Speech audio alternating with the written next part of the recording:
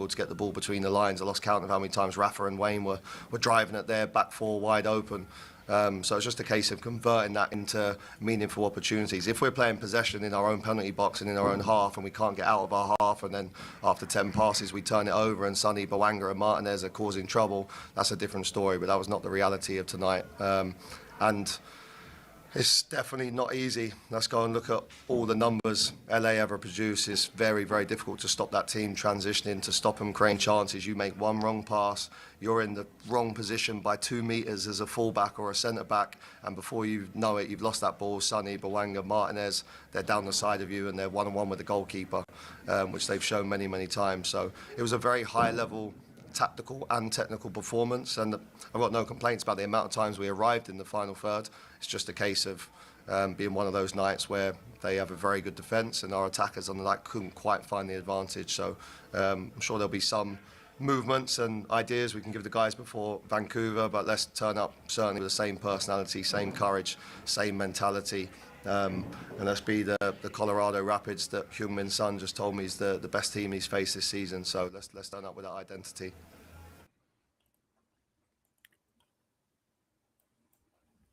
And welcome to Rapids Rant. That was grading his team's performance against the LAFC squad.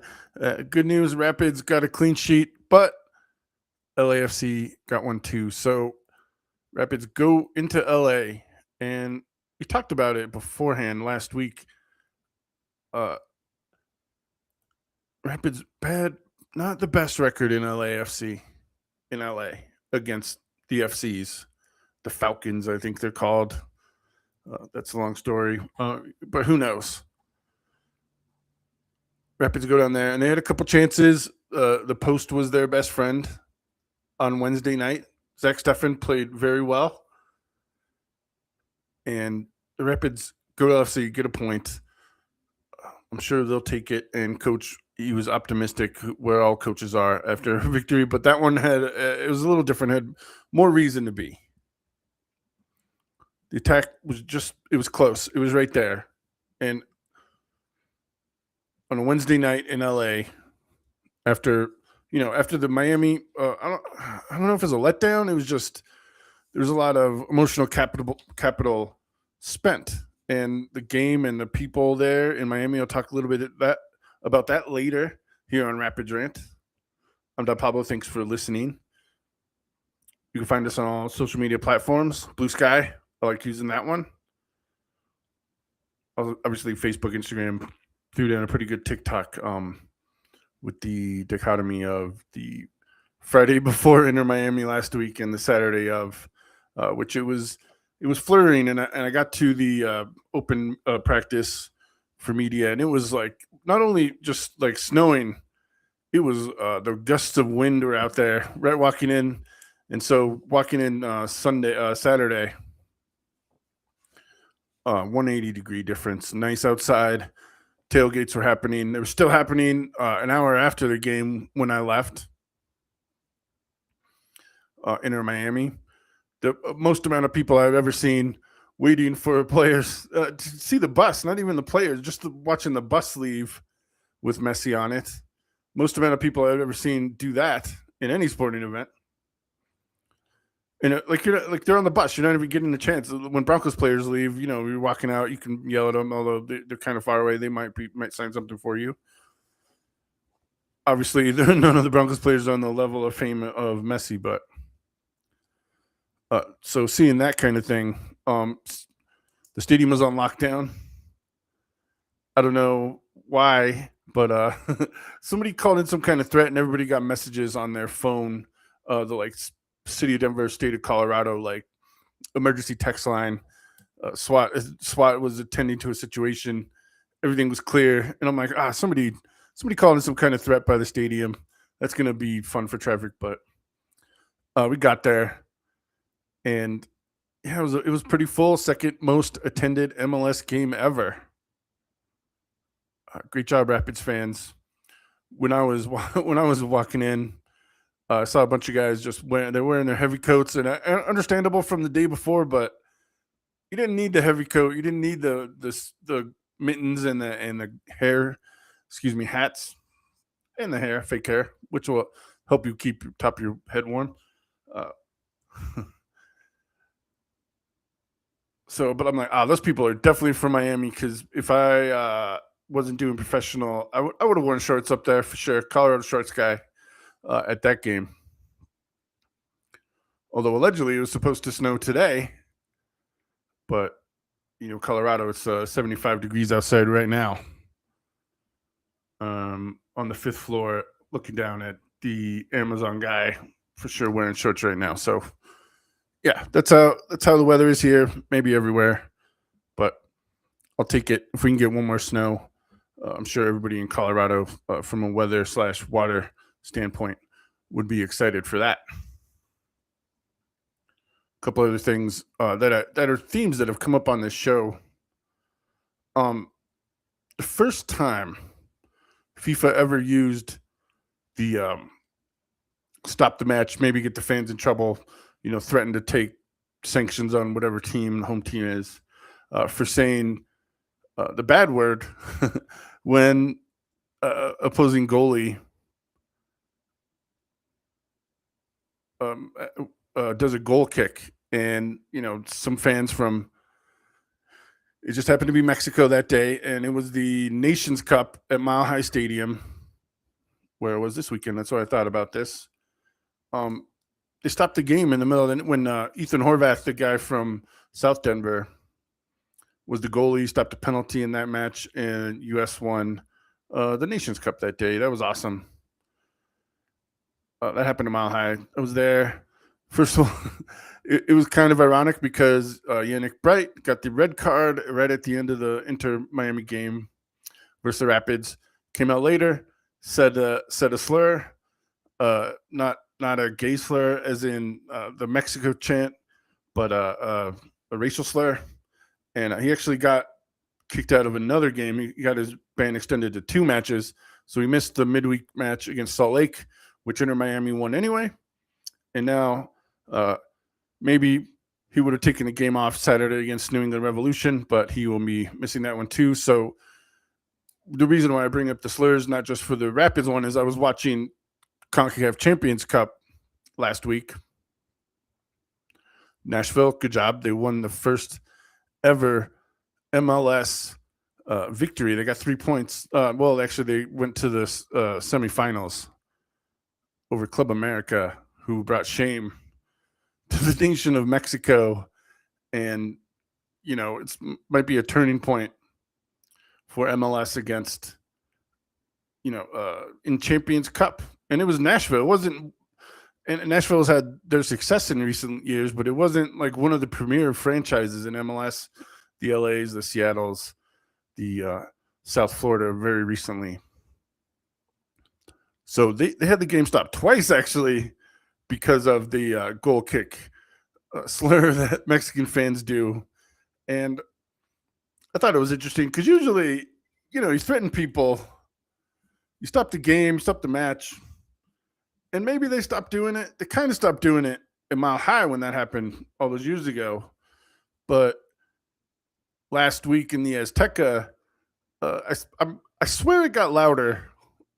And Mike's on the field and not being there, I don't know for sure, but just listening to it and watching it, I swear it was after the U.S. Open Cup match, by the way, when I got home, that match was on. So it was awesome. But I swear, are we going to stop it? Are they going to actually stop it? And is it because of that nation's, their culture? And obviously, I don't think it's a good thing. I don't support that. Maybe we could change the word to something else. It's ingrained in their culture, though. Whatever. I don't like it. There's things against it. The Miami player Bright, his ban got extended for another game, and he has to go to restorable some kind of meeting, which is just a PR way to say therapy. And everybody needs therapy. Everybody needs someone to talk to in private. it's fascinating because Bright's on the team with the public biter Luis Suarez.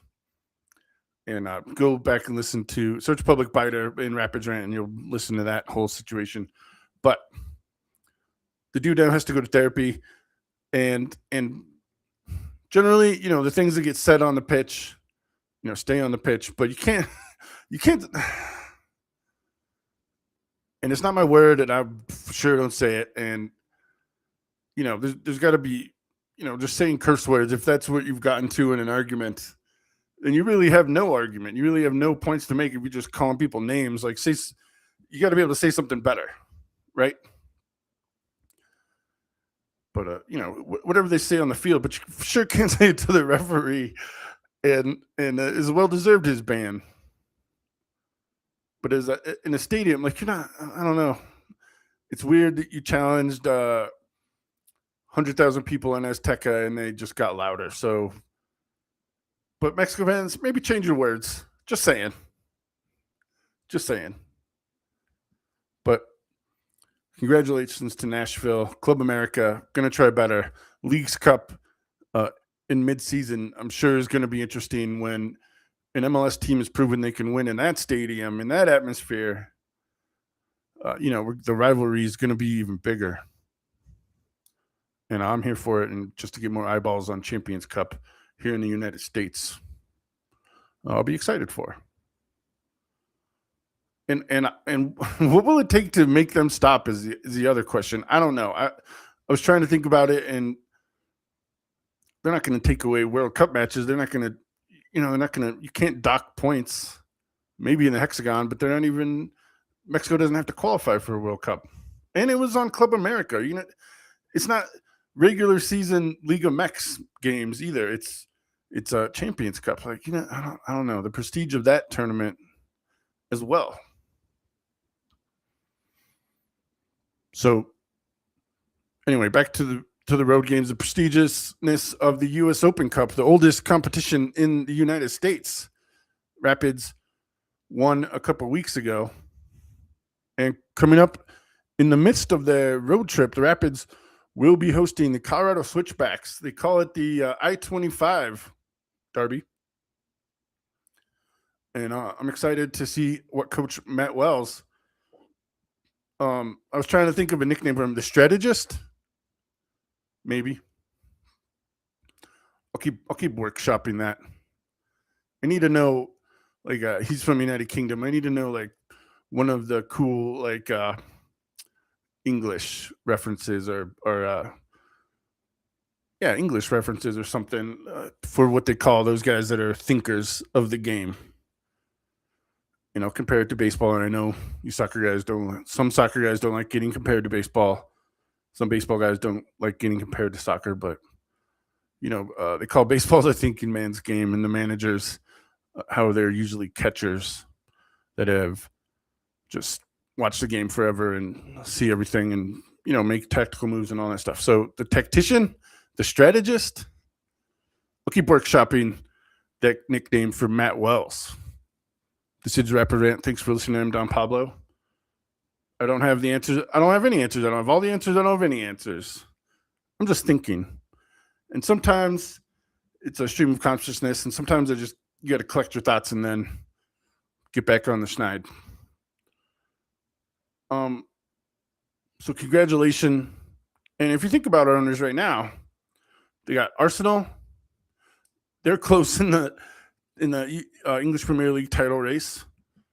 They got the Rams, who were one of the top 4 teams in the league last year, or 8 teams anyway in the NFL. They made the playoffs. They made some noise there. The Nuggets and Avalanche, both in the playoffs. Avalanche 3-0 lead against the Kings. The Nuggets down 2-1, but they're certainly not out of it. They played 7-game series against their opponent, Minnesota Timberwolves. The last couple times they faced them in the playoffs.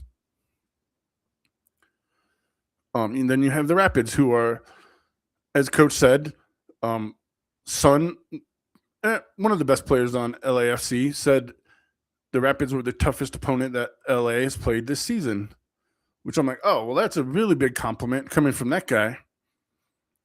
And Wells hearing it. and reporting it back to the media. And I tend to agree with him.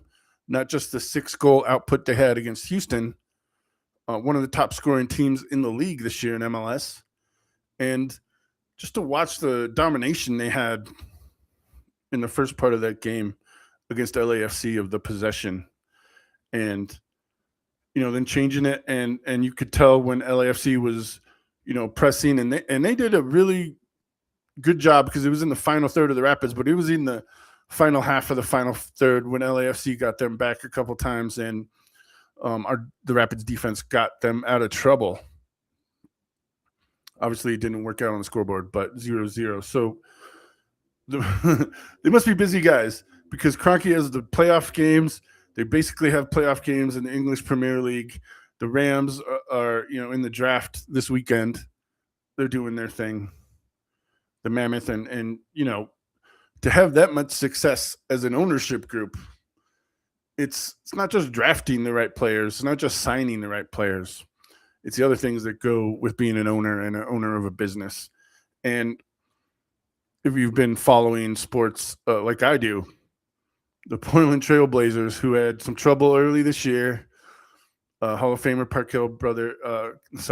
Hill resident, born and raised, Chauncey Billups, he got included in that whole poker match fixing scandal, and he had to, basically leave the Trailblazers. He got suspended, and pretty much they've been talking about getting a new coach. So looks like Chauncey's not coming back. Who knows what's going to happen with his legal troubles? Hopefully he gets those settled in. Really, it's a civil thing, so hopefully no jail time or anything like that. The guy from Miami basically did a plea bargain, so no jail time. Anyway, but we could say Kroenke, one of the better owners in sports based on success. He won with the Avalanche right out of the gate in 2001. Avalanche came back to win another in 2022, obviously. Nuggets 2023. The Rams won the Super Bowl. Arsenal has been right there for all those years. Rapids 2010. And hopefully they can make some noise in this year's playoffs. I just want a playoff home game, as I say every year for the Rapids. That is a sign of success, is getting a home playoff matchup in the MLS. Where it goes from there, I mean, you've seen other teams, Houston, Salt Lake a couple years ago. Just make a run when you get to the tournament at the end of the year. Avalanche won the President's Trophy, which equals the best record in the league, which in other places in soccer especially, that you're the winner, you're the champion. So Avalanche regular season champion, domination against the LA Kings right now. We'll see where that takes them. And I brought up the Portland Trailblazers because they recently sold their team, and there's a lot of talk. You watch businesses, you get yourself familiar with the business page, and it's private equity buying up all these companies, private equity buying these businesses. And it used to be that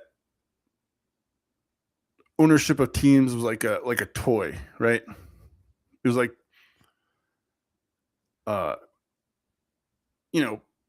having your team, and it used to be like horses. Horses are expensive as they are. It's your toy, obviously a living thing, but they do treat them very well. You want to have the trainer that wins the Kentucky Derby. You want to be that guy, and the Rapids do a good job, and with their championship rings that I'm sure Kroenke is walking around with. He can wear a different one every day of the week. So there's that. That's an awesome thing. That's good. Employees get taken care of. They're doing well. I'm sure there's no complaints. And when you have a successful organization like that, it's a good thing. And you don't really hear stories of the owners, written or otherwise, of the troubles that maybe employees would have. But in Portland, they just sold their team. And the guy that bought it was a private equity bro. And the criticisms of private equity is they buy it and then the quality goes down, maybe not immediately, but pretty soon afterwards. One of the big ones is Panera Bread. And it was 20 years ago, but I worked at Panera Bread, and yeah, I stopped going there. Excuse me. So buying it and, being a conglomerate, cutting costs, all that kind of thing. Private equities. Some say get a bad name because of that. Show me the good things about it. I won't go there. But one of those most successful private equity guys bought the Blazers, right? Within 6 months now, they made the playoffs. They're hosting playoff games. And they used to call it the Rose Garden. Now it's called Moda Center. Rose Garden, better name. Get corporate names out of stadiums. But so he got mad because they have a tradition of wearing T-shirts. Owner said, no, we're not doing that.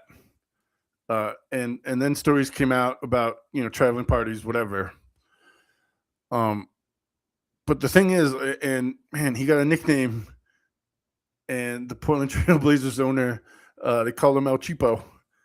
And I'm like, oh man, that's not good. Within 6 months of buying the team, like your first impressions of buying the team, and that's the nickname you get. I mean, that's trouble because sometimes, what do they say? First impressions are the lasting ones. First impression, you only get one first impression, right? And that's what the Portland Trail Blazers owner got. And I'll compare it to the Denver Broncos' first impression. The Penner Walton. They changed the field in Mile High during, mid season when usually I'm not hating on the Bolin. There's nothing wrong with the Bolins. And when Pat Bolin came in the first impression, he had John Elway. They went to 3 Super Bowls immediately, 7 overall for the Bolins. They won 3. One of the most successful owners in NFL history. I love the Bolins. But the Penners came in. They saw that. They remodeled Mile High, which they don't own. So it was actually very nice of them to do that. They're changing the field. They're doing that kind of stuff. They're going to build a new stadium downtown on the west side. Not really downtown, but downtown if you're, as big as the Denver metro area is. And, I don't want to say it's what's the Jurassic Park owner guy? They're not sparing no expense, but they kind of are sparing no expense. They're in that attitude. They're in that realm. And they've already been to AFC Championship game and hosted it. And they're spending money and they're bringing the right people in place. They got Sean Payton, a Super Bowl winning coach, on that level. And he's coming in and coaching. So what I always say is you can't pick your owners, right? And in Portland, as of right now, after 6 months, it looks like they're getting a raw deal. Do we feel bad for those fans? A little bit. But you can't pick your owners. And he had the best offer available. And that's what happens in sports. And the gentleman that used to own the Trailblazers, Paul Allen, one of the co-founders of Microsoft, he said, after I die, sell my teams, and he still owns the Seattle Seahawks, and I hope they get a better deal than the Portland Trail Blazers have, and donate that money to charity. So good for him, and his agents or his dependents or not dependents, descendants, his executors of his estate have to do what he says, right? So it's rough. It's like, I don't want to compare anybody to Dan Snyder of a former Washington football team. Infamity? That's not a word, right? So infamy. I don't want to compare him to that. So that's one thing. But just let's be thankful is my end point. Let's be thankful, Rapids fans, Denver fans, LA Ram fans, and Arsenal fans in the end. Because if Arsenal wins, that's going to be, a party, I'm sure. LA, London, here in Denver. I'm just going to say I'll end it with the Rapids should be either Colorado Arsenal or Rocky Mountain Arsenal. I'm down for Rocky Mountain Arsenal because we live in the Rocky Mountains and they play on the Arsenal. I mean, if there was ever a regional name that would fit, Rocky Mountain Arsenal. I don't know. The Rapids, I mean, although they're not changing their name. That's the one thing that actually ownership has pointed out or they alluded to strongly. But yeah, sorry, Portland Trailblazers fans. As of right now, it looks tough. And unless they pull a Donald Sterling and public opinion and support are that bad. I mean, even when the Clippers, after the Donald Sterling thing happened, they still got a record amount of money for their team. So, but political wise, and here we go, ADHD tangent. Does public opinion or shame figure into any big decisions by world leaders at this point? And that's your end of your political rant on Rapids Rant. Before we get out of here, I wanted to congratulate the Rapids for their giant, their whole event that they put together for Messi. And then they go back on the road, and it's a testament to the team. They go in LA where they've never gotten a result. And Coach Wells said it was 25-2 scoring differential the entire time the Rapids have played in LA against LAFC. So to get in there, yeah, they didn't score a goal, but they got a result. No other coach can say that before. And go into the coaches on the sidelines. LAFC, Dos Santos, he looked puzzled. A couple times. He looked maybe shell-shocked. A little shell-shocked over there on the sideline. I'll say that. So, good job to the Rapids. Matt Wells, the strategist, tactician. We'll figure out the nickname later. Rapids going north of the border. I didn't even get that in. We've already been going too long. Rapids going north of the border. Vancouver, one of the better teams in the league. They're going through their own owner troubles. We'll talk about that next week on Rapids Rant. But the high-flying, attacking Rapids forwards, Rafael Navajo handled the business. Yeppy got in there. Wayne Frederick was close. It's a joy to watch this team because, as I said on Wednesday night when they played on Blue Sky, it was a scoreless draw, but I was entertained. And really, as a fan, that's all you can ask for is to be entertained because you can't affect any of the play on the field. You can just, if you're sitting at your house like you were on Wednesday night in front of the television, you can just enjoy the match and be excited about it. And yeah, and that's where we're at with the Rapids at this point in the season. Just wanted to point out one more thing. Sadness about the last July 4th match was last year for the Rapids. Not having one this year because of the World Cup. And next year the schedule's changing. I didn't think about that until, half an hour ago. So that sucks, but we'll always have the good memories of July 4th matches in Denver and going forward. It's going to be right before the playoffs, right? Right in the playoffs on MLS. We'll be right before July 4th or right before preseason starts for MLS in the future. All right, well, enjoy the Vancouver Whitecaps against the Colorado Rapids. Colorado going north of the border, maybe for one of the last times in the Pacific Northwest up there in Canada. I hope Vancouver gets that figured out. So follow Rapids Rant, Blue Sky, Facebook. Go on Twitter if you want to. Instagram and all of the other ones that you go. TikTok, of course. I've been putting more TikToks trying to get engagement over there. So thanks to host emeritus Caberto for hosting this. Heck of a guy. We'll call him producer extraordinaire / host emeritus Caberto. I am Don Pablo. Thanks for listening to Rapids Rant. If you've listened this far, God bless you. And vaya con Dios.